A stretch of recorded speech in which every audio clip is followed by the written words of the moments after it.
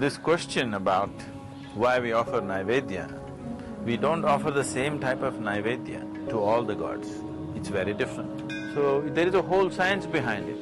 From the leaf and the flower and the fruit and the food, either to enhance that or to receive it, both, there are two types of Naivedyas.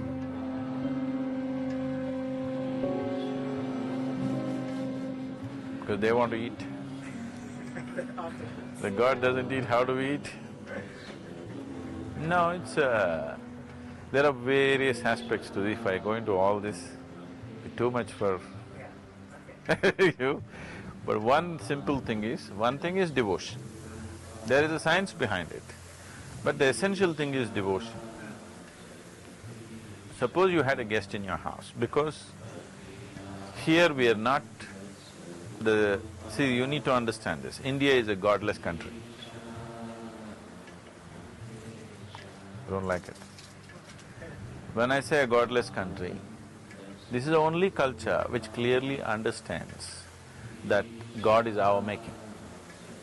Everywhere else people think God made them. Here we know it is we who made the gods. There's a whole technology of God making in this country, that you can make a god that you want. So we have today 330 million gods and goddesses. But that happened when our population was 330 million. Since then, since the Europeans came and others came and made us feel ashamed of many gods, we lost our imagination. We are trying to reduce the number of gods. But whatever said and done, there'll be 2 dozen gods in every home. Below that they can't go, minimum 2 dozen. Less than that we'll feel kind of lost Now, the idea of a god up there is essentially a Western idea. When I say Western, anything west of India is West for us, which includes Pakistan So it's just essentially that. Here we never looked at that way. Here we said, you can have any number of gods you want. In a same house, they're worshipping 25 gods. You see, the Indian households. So how can you worship 25 gods? 25 gods only because our houses are not big enough, otherwise we would have put 2500 gods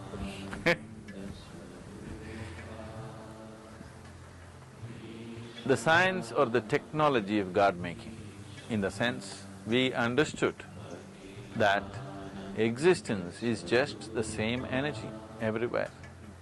It can be a rock, it can be a tree, it can be a flower, it can be a fruit, it can be an animal, a bird, a human being.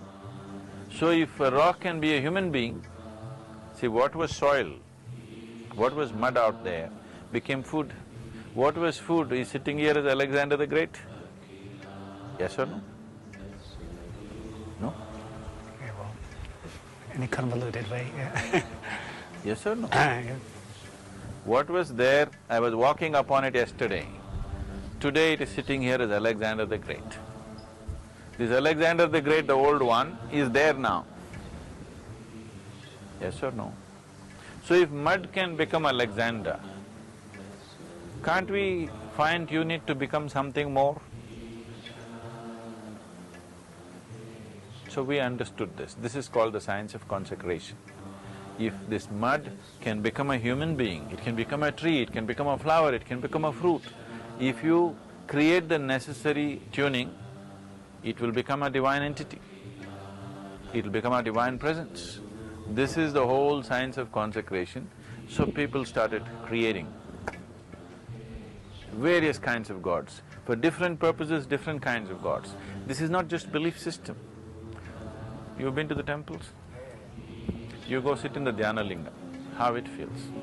Go into the Bhairavi, how it feels, very different. Go and sit in the Adiyogi Alayam, very, very different. Because they are consecrated differently. Different kinds of manifestations of the same energy. Even now it's the same thing. The same energy is manifesting itself as a stone, as a tree, as a flower, as a fruit, as a bird, as an animal, as a human being.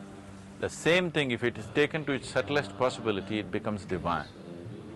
So here, We did not wait for God to come down. We created our own gods the way we wanted. We are still given the freedom that if we don't like any of the present manifestations, we can create new ones, called Ishtadevata. You can create your own god or goddess. Nowhere else this freedom is there. This is ultimate democracy, where you can even create your own god. Where else does people have such freedom? Tell me. You have to believe the god that they tell you, otherwise you are dead.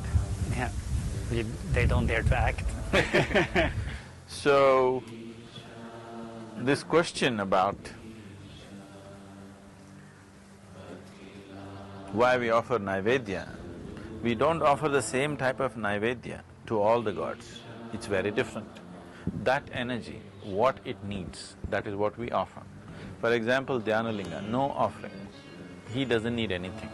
If nobody enters the temple for next 1,000 years and you come back after 1,000 years, he will still be the same. He will simply sit there, he is a yogi. He doesn't need any attention. But Bhairavi is not like that. Every day we have to offer to her, we have to take care of her.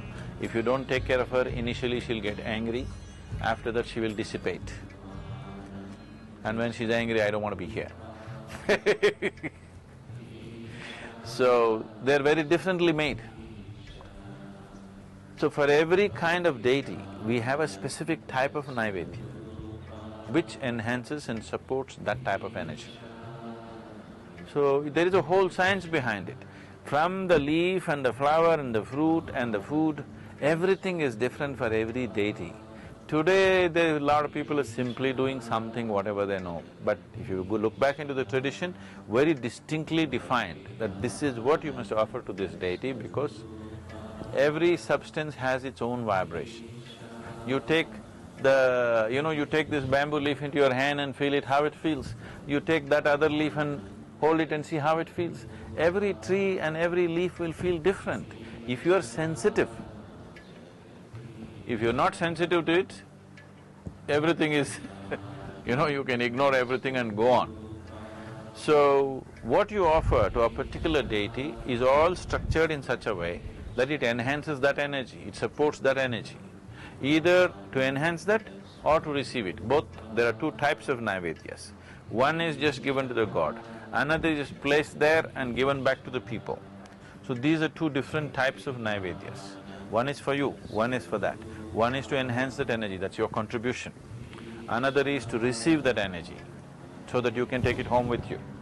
So these are two different aspects. It's a very elaborate system.